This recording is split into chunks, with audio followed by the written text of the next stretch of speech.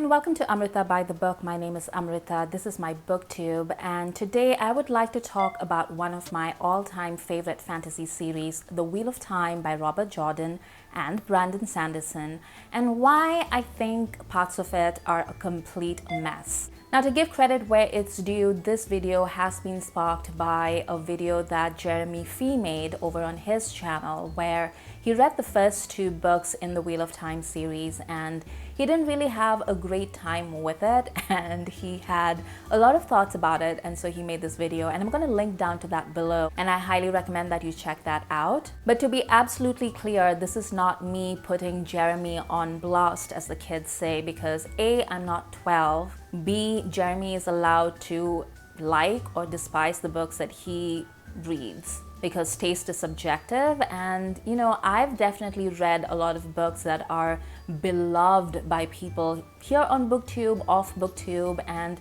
I didn't really care for it, and there were reasons why. So I've never really subscribed to the view that I can only respect your opinions if you and I have the same ones. So this is not me picking a fight with Jeremy, whom I really enjoy. Like, his channel is really great, and I like the books that he likes, and I like the content that he puts out. So that's not it.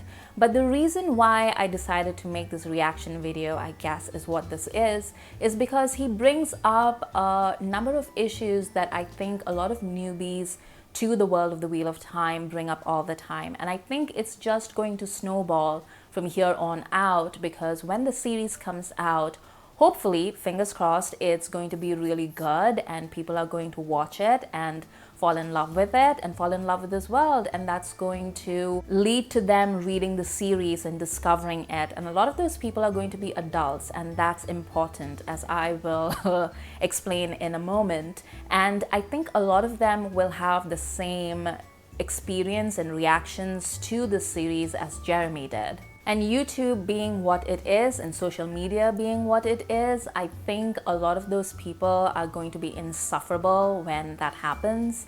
And I think I would rather just respond to somebody like Jeremy, who is respectful and thoughtful and kind, and just get, you know, like my version out there before I'm driven mad by, you know, the children getting insane. So here's why I said that, you know, the adult part of it is important. And that's because, in my opinion, and I really don't have any hard data to back me up on this, it's just my lived experience and what I've noticed online. But I think a lot of the people whom you will meet who are die-hard Wheel of Time fans, such as myself, we discovered it as children or as very young adults, and it was our gateway into epic fantasy. And when you read a series that you fall in love with for the first time, and it is your first experience of a genre that will come to mean a great deal to you, you automatically build a relationship with that work that is going to supersede your relationship with any other work of literature in that particular genre. I noticed this especially with Daniel Green, who is one of the big channels devoted to the Wheel of Time. I mean, he talks about fantasy in general, but he really talks about the Wheel of Time a lot, and he talks about being a child and being given these books by his dad. And I had somewhat of a similar origin story as well. You know, my friend Kana, who was my family friend, just handed me The Eye of the World when I was 12 and said, hey, this might be something that you'd enjoy. And I did. I fell desperately in love with it. So our emotional relationship with this series is going to be different from yours if you're going to be reading this as an adult, especially as an adult who enjoys fantasy and is well versed in fantasy, because you will have a context and a history in the genre that we might not have had as children when we first started reading it. So you want to keep that in mind. And I really laughed at this point in Jeremy's video where he was like, so many people on booktube keep talking about this series as a classic, but guys, it was published in 1990. And I literally paused the video and giggled for like 5 minutes, because that was Jeremy finding out not that people don't know what a classic means, but that I think the average age on BookTube is about 25. And so, if a 25-year-old is talking about a classic, then obviously The Wheel of Time counts because it was published before they were born. Well, the first book in the series, anyway. So the first thing that everyone knows about The Wheel of Time is that it is giant and sprawling. And the thing is, when I started reading this series, it was back in the 90s, so I was 12, a very long time ago. Let's not talk about specifics here. And back then, we didn't have social media, we didn't have the internet. I mean, this was really, really long time ago. And back then, it took a while for news to filter out about like what's happening with a series that you were in love with and that was still in the process of being published. So when I was handed The Eye of the World for the first time, Kanna told me that it was a trilogy, and that's how I began reading it. I think I was actually around 17 or 18 when I realized that this was going to be an ongoing series for the foreseeable future, because in those years I had discovered that not only was it not a trilogy, but also then it was supposed to be like a 6 or 7 book series, and then it was just like, well, it's just going to take as long as it's going to take. But because we didn't have any author newsletters or websites or social media, we didn't actually know that. Like, we had to find that out based on like the author's notes at the back of the books or whatever. There would be like a personal letter that the author wrote and it was like, hey audience, I know I told you that this is going to be an arc of like so many books, but actually now it's going to be double the size. And I think that probably pissed off a lot of people even at the time. But for me, because I'm a weirdo, I was like, wow, that's great. I get to be in this world for a longer period of time. It was kind of like Jordan was writing fanfic for his own series, even while he was writing the series, Because so much of fanfic is about just narrowing in on something in the background and being like, well, I'm just going to expand upon this thing. And instead of that happening with fans, Jordan was just like, you know what? I'm just going to do that myself. It was great. And that is one of the reasons why I have such high hopes for the Amazon series that's coming out later this year or early next year or whenever, because there is so much world building material that Jordan has packed into the series. That's actually also the reason why a lot of people have issues with the series being as stretched out as it is, because they're not wrong. There's a lot of stuff, especially in the middle part, that could just be condensed. But I think it will be condensed visually, like you don't need to stop and devote an episode of a mini series to like how Elaine likes to have a bath. You can have that happening in the background of, actual important character development, and that would be fine. And we don't need to pause and catalog the nitty-gritty details of a character's costume, for instance, like we don't have to spend 2 pages describing somebody's costume, because it would just be there visually on screen. So I think that is actually going to help deepen and visually enrich the series. But I also understand why a lot of people who don't have a great deal of patience for that kind of world building and that kind of detail would find it annoying and aggravating. I mean, there's an entire solid chunk of books in the middle where literally there is nothing happening to a great many people. Like, there's stuff happening to some of the secondary characters, and there's a lot of background stuff that's happening that eventually pays off in the last few books. But at the time, you're just reading about these characters, main characters, who are just stuck in the same place and having like an existential crisis, which is possibly psychologically true. Like, if you were a young man or woman of like 19, 20, 21, and suddenly the weight of the world is on your shoulders, sure, you're gonna have some deep feelings about it. But also 3, 4, 5 books where the person is just sitting there being like, oh no, this is terrible. that is kind of hard to read. But anyway, I'm going way far in advance. Let's dial back to the books that Jeremy was talking about in his video, which is the first two books. Now, a lot of people, the moment you start talking about how much you like The Wheel of Time, and I'm not talking about Jeremy again, like he was just talking about his experience reading. But I find, there's that particular type of YouTube commenter where you say that, I like something, and it's not even just YouTube, I think it's just social media in general, where you come out and you say, I enjoy XYZ, and then they're just like, well, XYZ sucks. It's totally plagiarized. And that happens a lot with The Wheel of Time because the first book borrows very heavily from Lord of the Rings.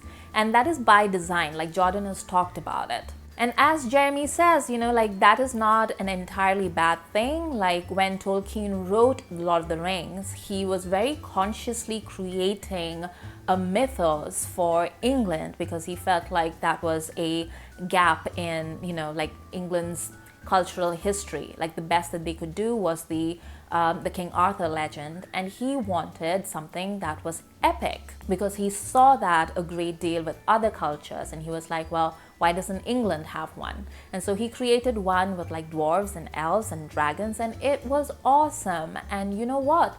It is the gold standard when it comes to English fantasy, and it is going to be that way forever because you can really see the amount of work that he put into it. I mean, it is meticulous, and it is a wonderful story, and it has so many possibilities for expansion. So all the people who get mad that Jordan actually borrowed heavily from Lord of the Rings don't really understand that that was basically what Tolkien was hoping for. He wanted to create something that would influence future generations. So in a way, Jordan is really paying him a compliment. So I don't see why people get so caught up in that, especially because it's really just the first book, and I would say some of the second book as well that really takes from that world and that setup.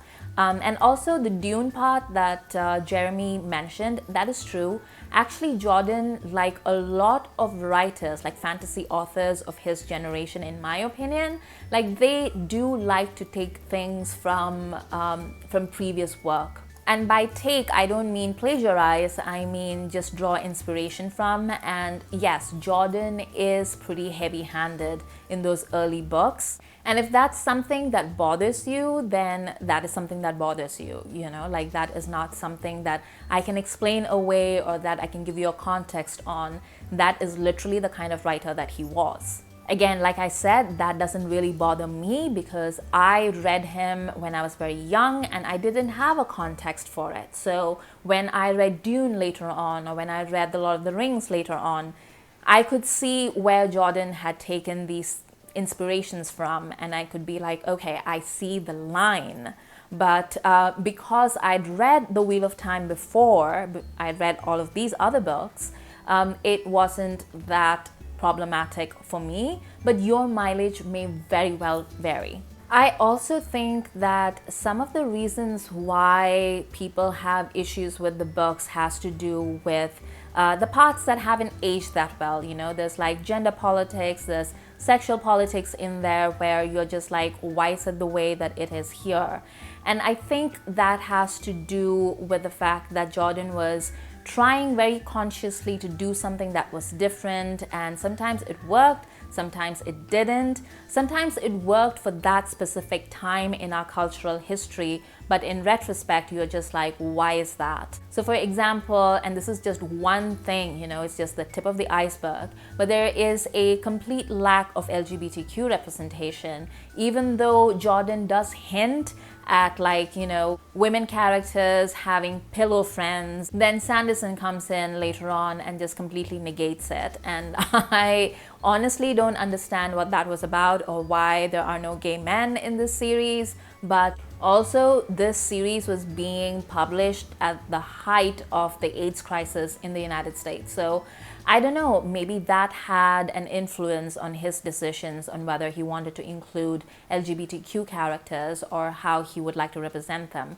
I have no idea, like it's not something that he has ever addressed as far as I know. If you know something different, if you know something that Jordan or his widow have said, or Sanderson has said about it, then I would be really interested to know. It's something that I've thought about quite a bit. The gender politics is again something that I'm just like, what is this about? Or the way sexual violence is handled. You know, there's like a lot of things about it that you can go back and look at it and you're just like, I don't know. But then you can say the same for a lot of literature in fantasy, outside of fantasy, that was written before, you know, the 21st century. That's one of the compromises that you make when you're reading things that were written by previous generations, that they didn't have the same ideas or ideals as we did, or that even if they did, they didn't feel comfortable expressing those. There are always exceptions and they are awesome, but yeah, it's not going to be the standard. I don't know what to tell you. That's just the way it is. In fact, that's why we have fan fiction, because let's not forget there's an element of fan fiction that was really focused on finding the queer coded messages in mainstream literature. So, you know, it's an interesting topic, but it's also really nuanced and it's really complicated. I'm going to say that, you know, if you've read the series and you have strong opinions, then sound off in the comments below and let's have a conversation. All of my discussion videos are really about me trying to strike up conversations, so I'm really interested to know what you guys are thinking about. I will say though that even after all these years and everything that we've been through, and I really still do love the Wheel of Time. Like, that has never changed. I might have changed as a human being. I might have new perspectives. I might not share the same politics or the same worldview as Jordan or the characters that he depicted in the series. But for me, the things that I remember and what I go back and reread, and I've mentioned this before in my reread tag, like I don't always reread things from start to finish when I'm rereading it. I go back and read specific scenes, specific character arcs, and for me, my favorite bits have never changed. Like, there's never been a moment where I've been like, oh, this moment of awesome that made me gasp when I first read it, and now it's just like, whatever. Like, that's never happened to me with the Wheel of Time. I still enjoy those moments every time that I read it, and I am struck by how amazing and amazingly well written those scenes are. So Jeremy, for example, is now reading book 3, and book 3, in my opinion, is when the series really takes off, and it has one of my all-time favorite moments in the series, which I hope everyone can recognize when they read it. But I also agree that, you know, a series shouldn't take 3 books to get really unputdownable. Like, that is a bit much. But then when I say that, I don't know if I'm saying that as somebody who's living in 2021, because now our real focus, you know, everything has been media researched to the last degree, and therefore now we are just like, boom, you need to get everyone's attention, we all need to be on the same page, we need to go boom, boom, boom. And I don't know if that reaction to, like, you know, the time that Jordan takes to meander his way through to something that is truly thrilling. I don't know if my reaction to that is from somebody who's living in 2021 or if it is a general valid reaction. I don't know. So if you are somebody who loves the Wheel of Time and you have thoughts about that, again, I would love to hear that. One last thing that I am going to say is that Jeremy mentioned that a lot of people told him not to read New Spring, which is a prequel novella that features Moraine and Lon.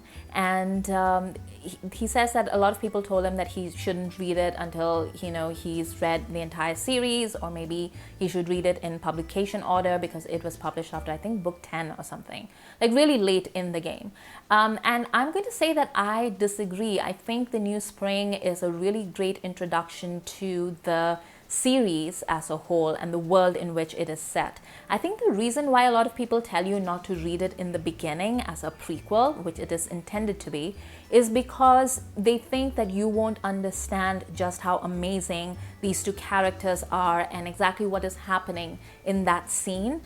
Because what happens in the prequel has repercussions way down the line in the series, and it tells you what happened, and how these two characters became friends and partners in crime, so to speak.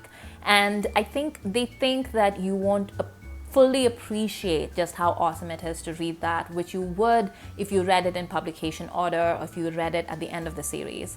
And that's true, I guess, but also it's asking people to mimic their reaction to it when they read it, or by they I mean me.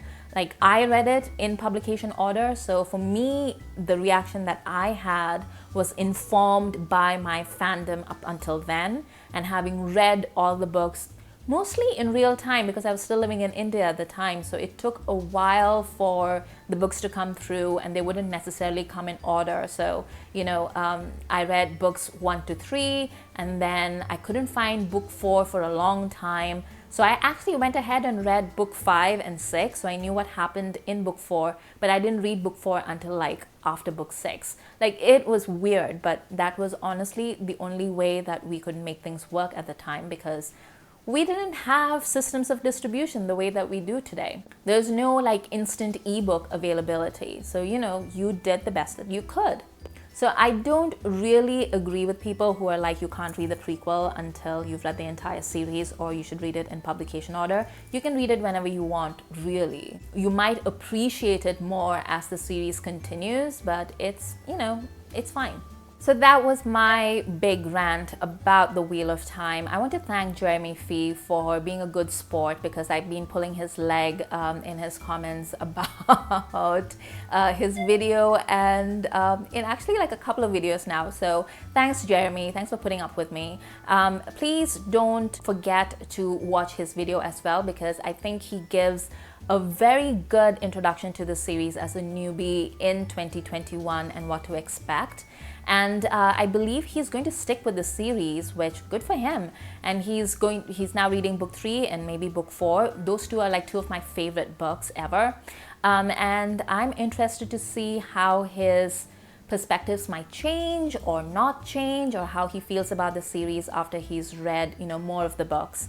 And it's always interesting to me to see what other people are doing with the series. So if you are planning to read the series for the first time, if you are thinking about dipping a toe in it, let me know. I would love to come hear your thoughts and comments about it. Don't worry, I'm not a hater. You can hate all the books if you want. If you can read the first book and be like, well, this is definitely not for me, you can DNF it. I don't care. What I'm going to say is that you should, however, try it out. Because even though it was only published in 1990, I feel like it has had quite a bit of influence on the kind of books that we are seeing today and what epic fantasy means to a great many authors. Because I think a lot of the younger authors who are writing today were people who grew up reading Jordan, and who probably found him a bit more accessible than the true blue classics, as Jeremy pointed out. So I think it's an important data point when you are trying to put things that are being published today into context. And also, it's just, I don't know, again, this is my subjective, biased opinion, but I think it's a really fun series. I think there are pacing issues in some of the books, but there's a great setup. The characters are amazing. I love it. I think you would too. So try it out. For more videos, please hit the subscribe button.